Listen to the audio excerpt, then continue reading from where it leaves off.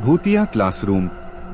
शहर के बाहरी इलाके में स्थित एक पुराना स्कूल जिसकी एक खास पहचान थी, उसका कमरा नंबर 13। यह कमरा हमेशा बंद रहता था।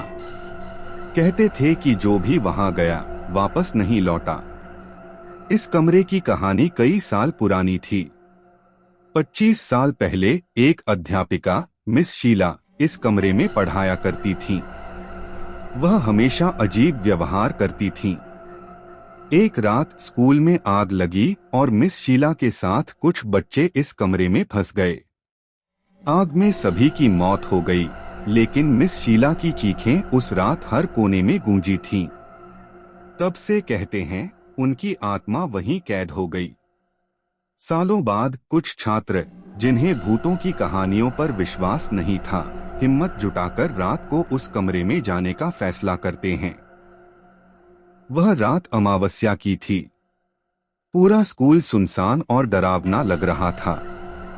कमरे का ताला जंग खा चुका था, लेकिन जैसे ही उन्होंने उसे छुआ, ताला अपने आप खुल गया। जैसे ही वे अंदर गए, अचानक तेज हवा चलने लगी। खिड़कियां जोर जोर से बजने लगी।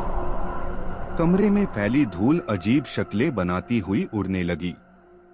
दीवारों पर लगे पुराने ब्लैक बोर्ड पर खुद ब खुद चौक चलने लगी और लिखा, तुम्हें यहाँ नहीं आना चाहिए था। अचानक कमरे की लाइट्स टिमटिमाने लगीं और एक ठंडी परछाई कोने से बाहर आई। यह परछाई मिस शीला की थी। उसके चेहरे पर जलने के निशान थे और उसकी आंखें लाल थीं। उसने एक बच्चे की तरफ उंगली उठाई और बोली, तुम यहाँ क्यों आए? क्या तुमने मेरी आवाज नहीं सुनी? बच्चे डर के मारे चीखने लगे। वे भागने की कोशिश करते हैं, लेकिन दरवाजा अपने आप बंद हो गया।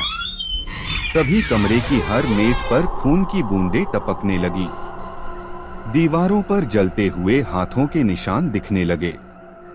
एक बच्चे ने रोते हुए कहा, हमें माफ कर दो। हम नहीं जानते थे कि यहाँ कुछ गलत है। लेकिन उसकी बात खत्म होने से पहले कमरे के बीच में एक कुर्सी जोर से हवा में उठी और दीवार पर जा गिरी। परछाई चीखते हुए बोली, यह मेरी जगह है, इसे छोड़ दो। बच्चों ने किसी तरह खिड़की तोड़ी और भागने में कामयाब हुए। लेकिन जब उन्होंने पीछे मुड़कर देखा तो खिड़की में मिस शीला की परछाई खड़ी थी, उनकी तरफ इशारा करते हुए। इसके बाद वे बच्चे फिर कभी स्कूल नहीं लौटे। कहते हैं कि अब भी हर अमावस्या की रात उस कमरे से जलती हुई चीखें सुनाई देती हैं और दीवारों पर खून के निशान उभर आते हैं। जो भी उस कमरे के पास जाता है, उसे ऐसा लगता है जैसे कोई उसकी गर्दन पर ठंडी उंगलियों से हाथ रख रहा हो।